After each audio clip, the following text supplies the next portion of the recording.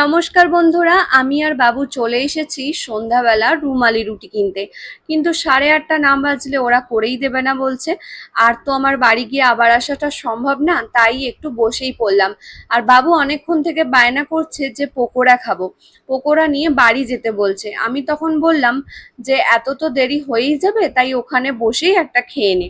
তাই আমরা দুজনে বসে বসে গল্প করতে করতে খেতে ছবি তুলতে সময় চলে গেল। তারপর দাদা কিন্তু আমাদের কথায় রুটিগুলো বানিয়েও দিচ্ছিল, আর অনেকগুলো অর্ডারও সেই মুহূর্তে চলে এসেছিল। তো দেখো, রুমালি রুটিগুলো যখন বানায় খুব সুন্দর লাগে দেখতে, এমন ভাবে হাত ঘুরিয়ে ঘুরিয়ে করে, খুব ভালো লাগে দেখতে। আর এখান থেকে আমি পকোড়া বা রুটি এইসব কিছুই কিনে নিয়ে যাই। তারপর চলে এলাম তন্ময়দার বাড়িতে মেয়েটার সঙ্গে একটু দেখা করতে। যেহেতু বাবু খুব একটা আসতে পারে না, ওর সময় হয়ে ওঠে না, তাই ভাবলাম যখন সময় আছে ওদের সাথে একটু দেখা করে যাই। এসে দেখলাম ও চারিদিকে খেলনা ছড়িয়ে খেলছে। আমি বহুত দিন আসিনি, তার জন্য ও আমাকে আর চিনতে পারে না, বাচ্চা মানুষ।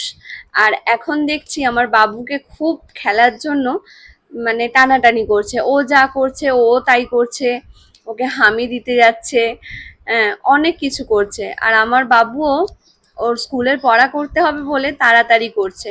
আরেকদিনও আমি ওকে নিয়ে আসবো এখানে।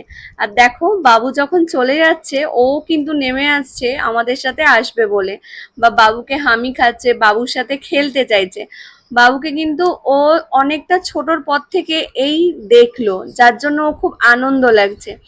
তো আবার আসবো, ওকে অনেক ওর সাথে খেলা করবে আমার বাবু, সেগুলো তোমাদের সাথে শেয়ার করব। তো চলো এখন বাড়ি চলে যাই।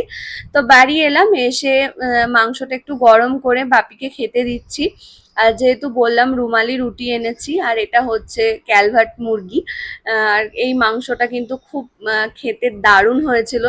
আর মাংসটা একটু মাখা মাখা করে নিয়েছিলাম, নিয়ে রুটিগুলো খাচ্ছিলাম, দারুণ খেতে লাগছিল, একবারে অসাধারণ খেতে লাগছিল। তো রাত্রিবেলা সবাই মিলে বসে খাওয়ার মজাটাই আলাদা। দেখো, আমি, বাবু, মা, বাপি সবাই এখানে বসে খাওয়া দাওয়া করছি।